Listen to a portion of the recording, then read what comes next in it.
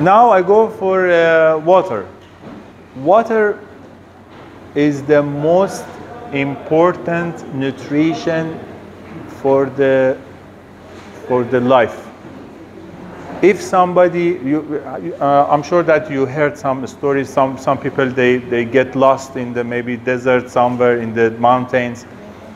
The people they can live without food maybe to 2 weeks, 3 weeks, but without water, very soon they will die. Very soon. So water is the most important nutrient in our body. In our body, yes. Two-thirds or almost 60-65% of the weight of us is water. So if your weight is 60 kilogram, 40 kilogram of your weight is water. Where is this location of the water? I will tell you in the next slide. So for the athletes, drinking water is very, very important, because one of the main places that we have water in the body is the muscles. If you don't drink too much water, your muscles will be shrink, will be very weak. And regarding the places, as I said to you, 65% of the body weight is water. Where is this body water? These are the locations, and it's you know, it's interesting. If you see here, even in the bones, 22% of the bones are water. So it's, you know, it's, I mean, because maybe the people they say okay, bones, there is no water in the bones, but even in the bones, in the brain we have 75%. It's too much. And also in the muscles, as you see, it's the 75% is too much. And the most important part that we have water is, of course, is blood. It's the most abundant part. Okay. Some people, you remember I told you some sports, the competition is by category, by weight. When the athletes they want to reduce weight to go to reach to their category for competition, by mistake they stop water, or by more mistake, not only they stop the water, they take some tablets. No, they take some tablets to increase the urine, and we call them diuretics, or by Arabic moder, I think moder. Yes, moder or diuretics they use to lose water. This is a big mistake, because their performance, they reach to the weight, but their performance will coming too much down. So if you have any clients, or if you want to go to any competition, if you want to reduce your weight, you have to make a plan at least 2 months before competition, with increasing the cardio and these things, and little by little decreasing the carbohydrate, not too much, little by little. But stopping the water or reducing the water is a big mistake. We have some signs of dehydration. What is the dehydration? When the body does not have enough amount of the water, we said dehydration. This subject of water and dehydration is very important for us. Why? Because we are living in a country which is very hot and humid. Even, you know, now you see how much the weather. So in this time, some sports is outdoors, same as the football. They go every day for training in this weather, like 2 hours, 3 hours. When I was in Al Nasser club, sometimes we, before the training, we check the weight of the athletes. And after the training, we checked sometimes maybe 3 kilograms weight coming down by 2 hours training in outdoors. So because of this, to get hydrated and to have enough water is very important. So how we know that we are taking enough water? We have some signs of dehydration. So if you and your athletes or your friends, they have these signs, you know that they don't have enough water in the body. Okay, what are the signs? The people they feel like dizziness, you know, they are not feeling good. They get palpitation, the heart rate going too much high, the blood pressure coming down. You know, when the blood pressure coming down, the heart wants to compensate, so make more. So hypertension, so hypotension means low blood pressure and high heart rate, and dizziness and tiredness, and these are the symptoms, and in the severe cases even like a vomiting. These are the signs of dehydration. What we can do for not to get dehydrated? Of course, the way is to drinking the water. But how to drink the water is, you know, if your training time, for example, is 4 o'clock in the afternoon, it's not good just to start the drinking 10 minutes before your training. You know, you should plan for the drinking water from morning. So, you know, from morning, from 9 o'clock, 10 o'clock, every hour you should drink 1 glass of water. So when you go for training at 4 o'clock, 5 o'clock, your body is hydrated. And if your sports is outdoor sports, same as football, you should continue drinking during the exercise and even 2 hours after exercise. So the process of hydration is not a short process. You should plan for that from morning to after the training. And even on the day of the competition, you should make a plan for hydration. This is the first thing. The second thing, you can use some sports drinks. Sports drinks are not same as energy drink, completely different. Energy drink same as Red Bull. This is energy drink. But a sports drink, something else. They have some minerals inside, they have some low amount of the sugar and low amount of the salt, and some of them, we call them isotonic drinks. So they hydrate your body faster, very fast. So I recommend you 100%, if the time of your training is more than 45 minutes, only water doesn't work for you. You should go for the sports drinks.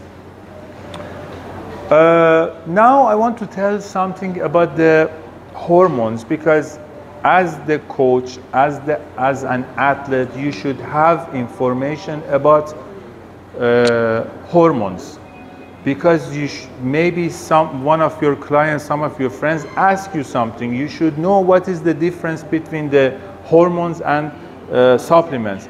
When I was in Al Nasser Club, one day, one of the members of the first football team, he came to me very, you know, accidentally. He said to me, "Hi, doctor, how are you?" He showed me something. He said, "I want to use," it was one injection. He said to me, "I want to use this injection, but first I want to ask you, is it okay I use it?" When I saw the injection, I told him, "Okay, who gave this one to you?" He said, "I have a friend, this my friend, he's going to a gym, and the coach of that gym, he said to me, okay, if you need more power, you are a football player, you can use this injection, this is good for you." I told him, "It's very good that you ask me, because this injection, if you use it, your doping test will be positive for 3 years. So imagine if they catch you in these 3 years, it's shame for you, for your club, for your country, for everything." And he's surprised. He said, "I didn't know, really, I didn't know." So athletes, they should know this knowledge. Anabolic steroids are a kind of the medicines that normally will be used in the sports to increase the power and the muscle mass and these things. We have many side effects by the anabolic steroids that one by one I will tell you. One of them is hirsutism and hair loss. This happening mainly in the ladies, because anabolic steroids are male hormones. When the ladies, they use it, they will get these problems. Hair loss can happen also in the male, but this hirsutism means some hair in the face area normally happens in the ladies. Hoarseness of the voice of the lady will be same as men. This is happening also in the ladies, and this side effect is irreversible. If this happening, it will remain until end of the life. Impairment of fertility and lower sex drive. This happening mainly in men because we have an axis, you know, we have one gland here in the brain. The name is hypothalamus and the pituitary. These two glands, they produce FSH and LH. These going to the testicles to produce the testosterone. If somebody uses the hormone from outside, there is a negative feedback here because this negative feedback, the testosterone level of the body coming down. And because of this, the sexual drive coming down and the power to for fertility coming down. This is another side effects. This is acne. This is happening even in male or female. There is another problem, we call it gynecomastia. This is happening in the male because of the too much using the hormones. Some fat tissue happening in the nipple and the breast for them, and this is the shape. And this one, we have two types of gynecomastia. One of them is normally happen in the puberty ages of the like 14, 15. Even that one is for the increasing of the hormone natural in the body. But the other one, as I said to you, is by the hormones. Just I said these side effects to you to know what are the side effects of the hormones. Okay, now I want to go to the part of the sports supplements.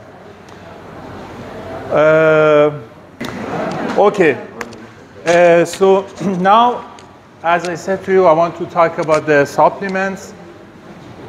Supplements part, very important. You should know enough knowledge of the sports supplements. If you know how to give to your athletes the proper supplements, you can help them too much to reach to another level of the performance. Normally, yes. Normally, we use the supplement for or more than 18 years old. More than 18? Yes, more than 18 years old normally. What did we do before 18? Okay, you know, when I was, for example, in Al-Nasser club, I gave supplements to the academy, and you know, academy of football is lower than 18.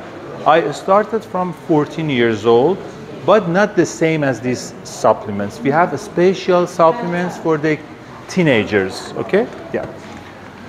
So, because I want you to understand completely the supplements, I categorize them in some different category. This categorization is by me. The first category is proteins. The second one, amino acids.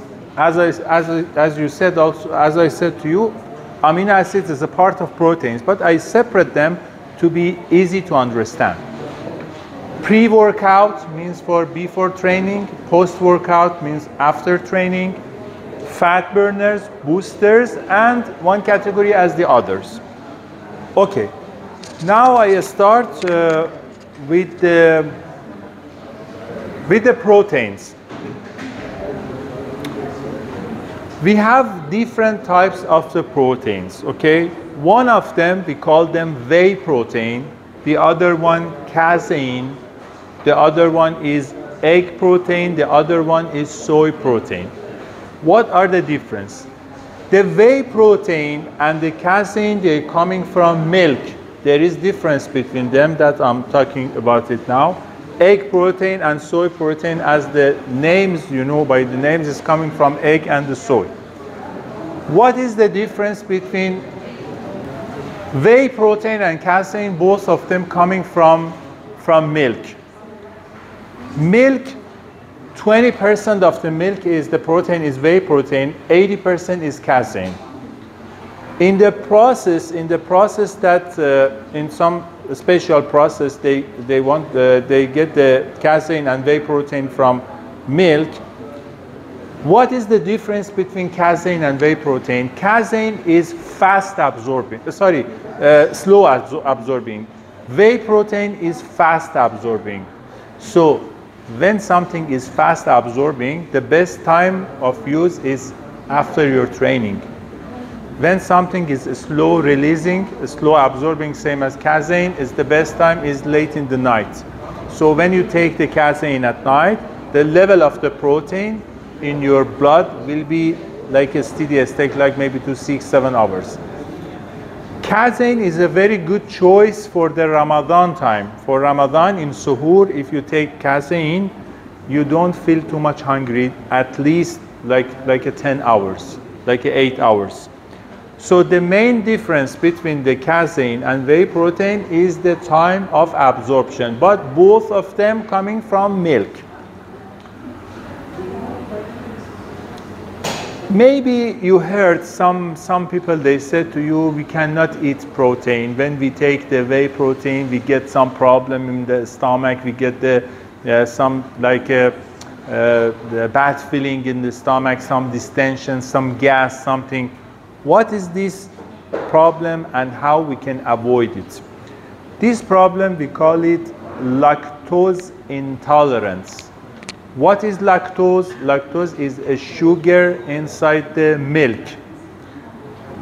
We have one enzyme in our body. The name of this enzyme is lactase. This lactase is for absorption of lactose. Some people, they have low amount of this enzyme.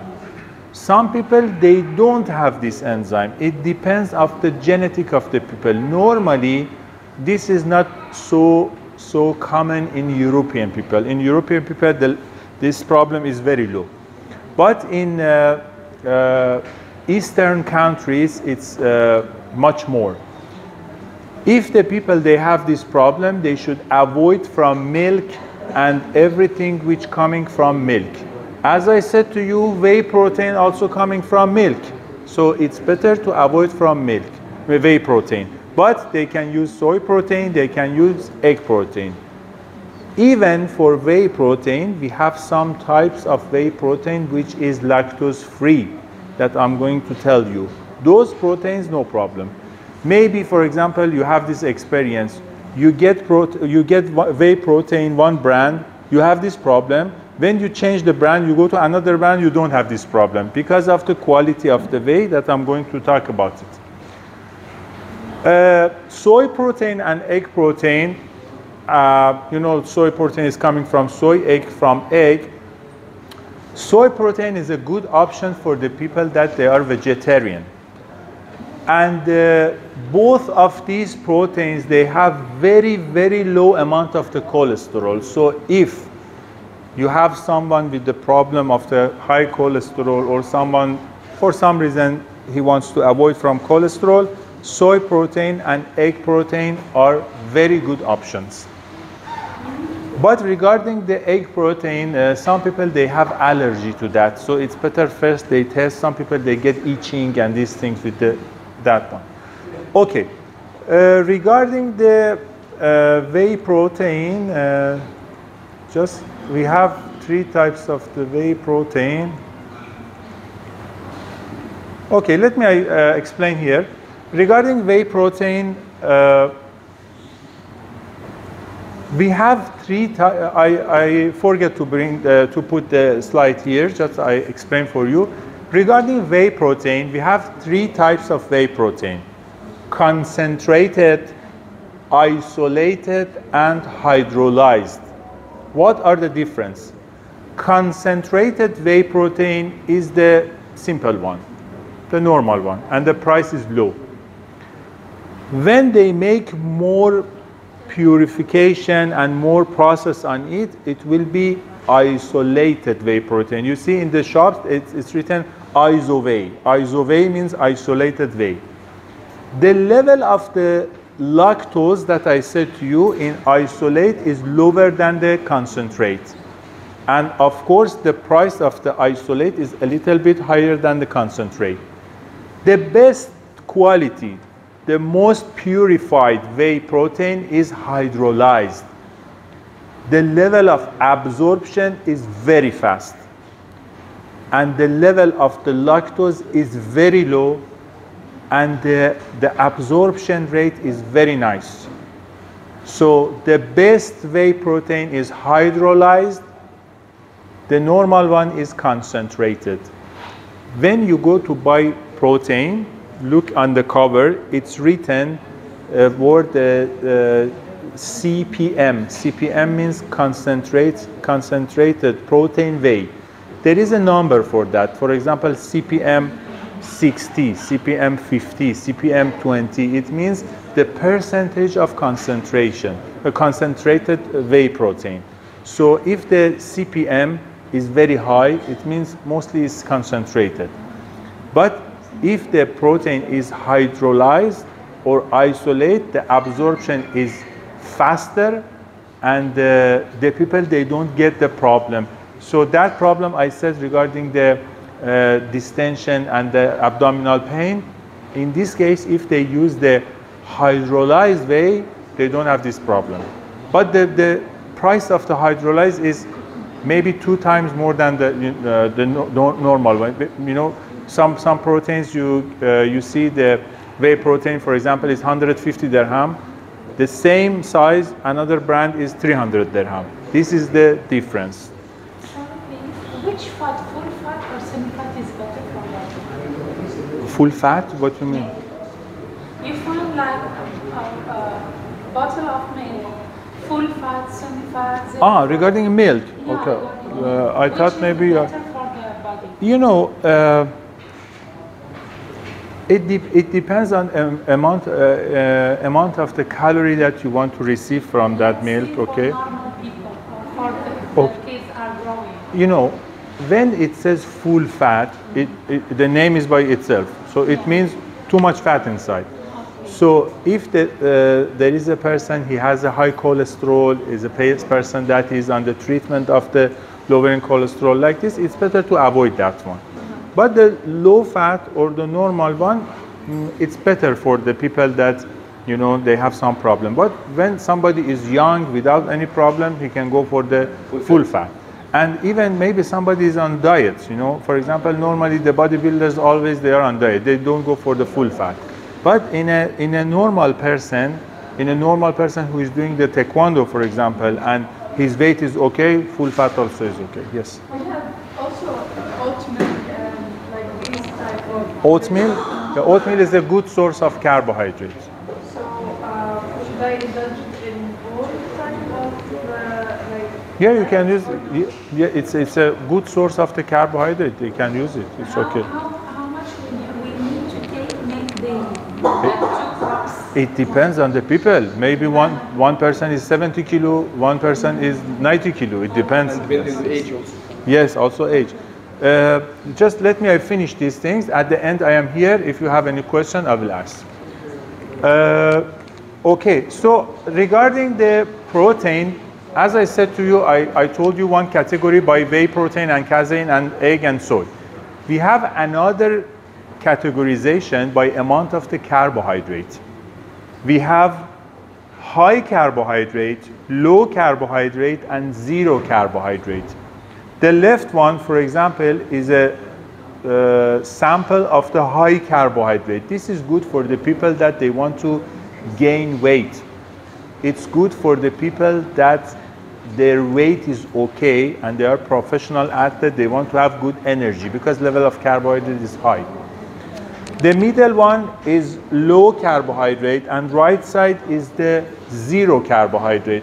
Right one is mainly good for the people that they are in very restricted diets, they want to lose fat and even they want to lose some weight for those people.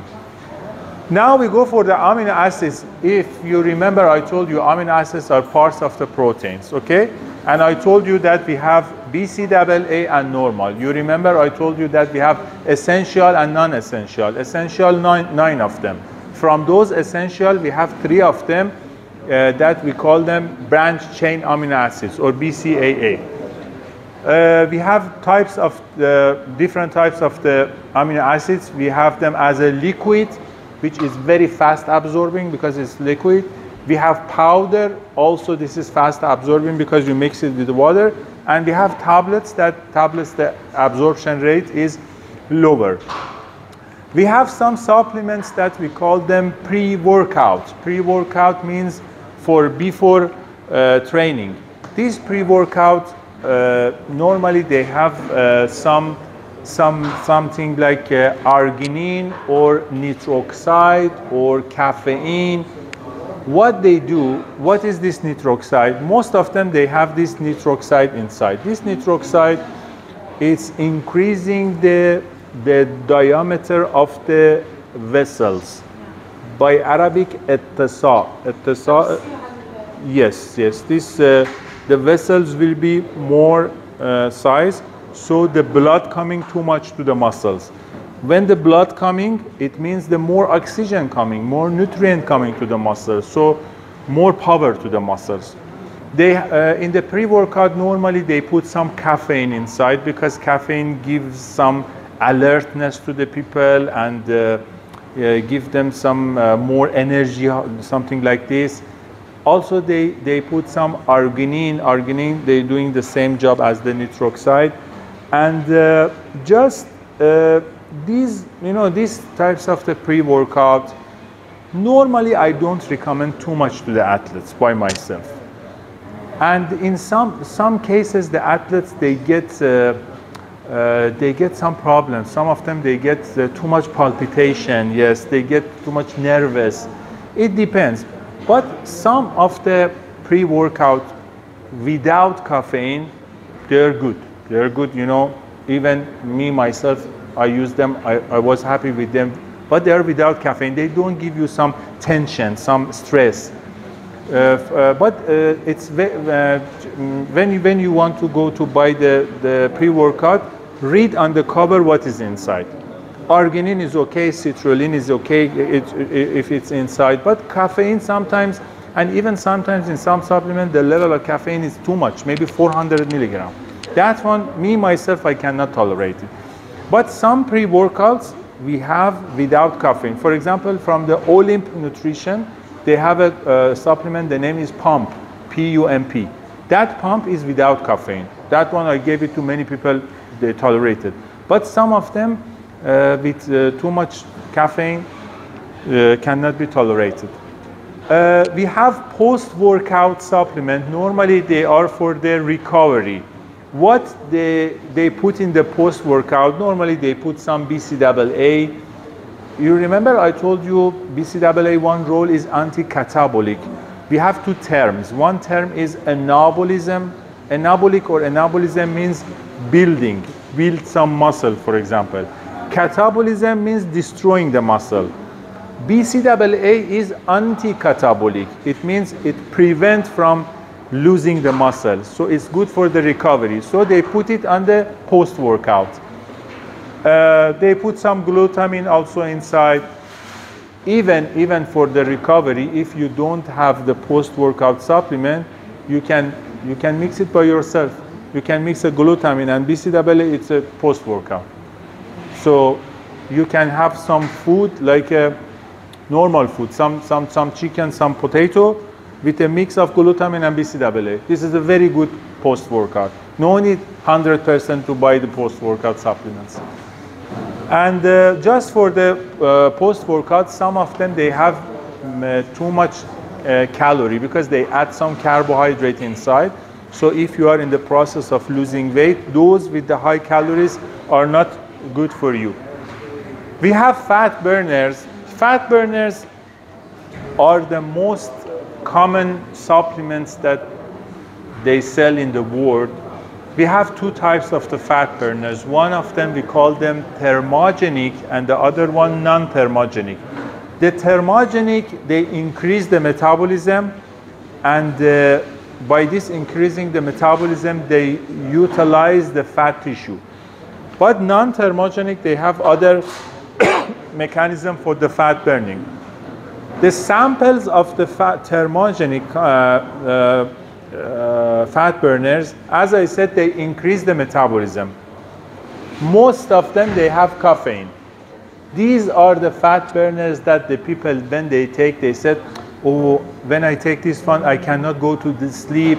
At night, I cannot sleep. When I take this one, I feel nervous. I feel some stress. These are the thermogenic. If you have some clients, they have problem with the heart, or they have high blood pressure, don't recommend them this thermogenic, because they can increase the blood pressure and high heart rate and these things. And they are not good for the older ages. I don't recommend these types of the thermogenic for the over 50 years old, for example. We have non-thermogenic, same as L-carnitine, same as CLA. They are very, very good tolerated by the people. They don't make like sleepless, they don't make stress, they don't make palpitation. They are very safe. L-carnitine and also CLA, this is two most famous one. They are very, very safe even in the higher ages, even 60, 70 years old, they can take it, no problem. And these types of the supplements, we call them hormone boosters. These types, they are not hormones. Don't make mistakes. These are not hormones, and they are allowed. No problem with them. They can increase your own body hormones in the level that it's legal, not illegal. With these types of the boosters, or we call them pro-hormones, you can increase your own body hormones, so you can get more muscles and more energy, and this is legal. There is no problem with those. It is not hormones. We have some other supplements that one by one I will tell you. One of them is HMB. HMB is the abbreviation for hydroxymethylbutyrate. This hydroxymethylbutyrate is anti-catabolic, same as BCAA that I told you.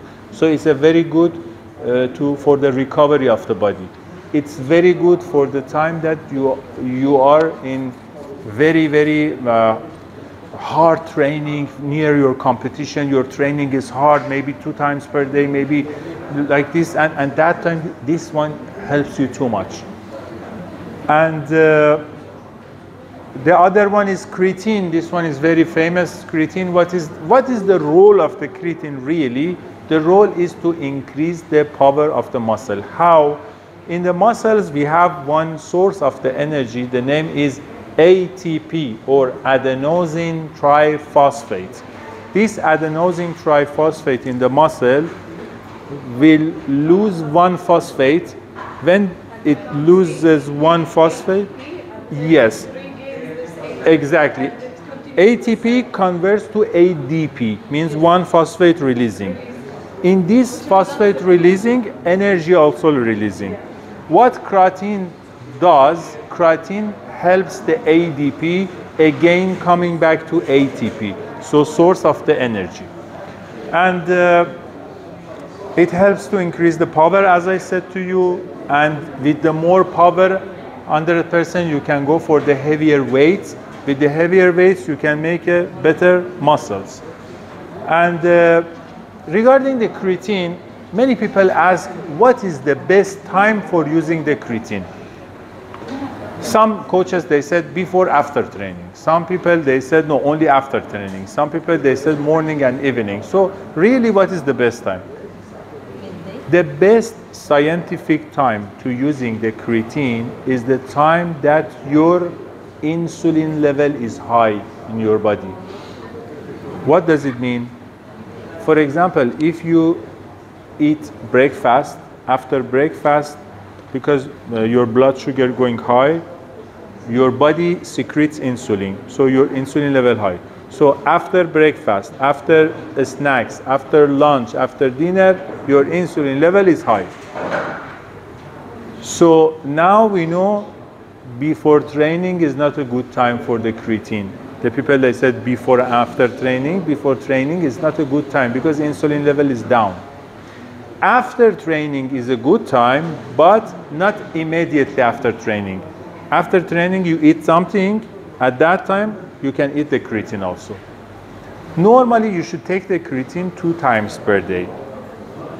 Me, myself, I recommend to my clients, for example, 1 time after breakfast in the morning, and the other time after training in the afternoon, after the meal of the training. This is regarding the creatine.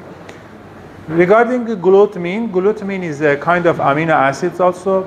It's very important for the building of the muscles. This one also is anti-catabolic, same as HMB, same as the BCAA. So one of the best times of using this is after training because you need the recovery. And it says that glutamine can help to increase the level of growth hormone in the body. The other one is arginine. Arginine also is good for the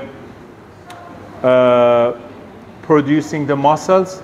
Also same as the glutamine, it said that it helps to increase the growth hormone of the body. And as I said to you, normally in the pre-workout they put some arginine because, as I said to you, it causes some vasodilation. It means the size of the vessels will be more and more blood coming to the muscles. And because of this benefit of arginine, the best time to take it it's before training. Then we go to the alpha lipoic acid. Again, this is one antioxidant. You remember I told you regarding the free radicals and those things that they are a problem for the body, and I said to you vitamin E is one of the antioxidants. This is one of the antioxidants. So it's good for prevention of some diseases, same as the cancer, same as the heart disease. It's good for the improvement of the skin, and even for the controlling of the blood sugar. This is very good for the controlling of the blood sugar. And you know, when the blood sugar is controlled, the appetite, you can control the appetite better. So if somebody is in a diet, if he's using the alpha lipoic acid, he's not very, very interested to have some sweet things because of the blood pressure is controlled. When do we eat that? When do we drink that, doctor? The timing? Normally 2 times per day. Morning, afternoon is fine, yes. Thank you very much to be here for this seminar. I tried in a very short period of time to give you some information, practical information, not all the information you can find it everywhere. Anyways, I hope that this seminar had some benefit for you. And as I said to you, this is my Instagram page. If you need any assistance, any question regarding anything in the field of the sports nutrition, I will be very happy if I can have any assistance to you. Thank you very much. If you have any question, I'm here to answer you. Thank you very much. Thank you. Thank you.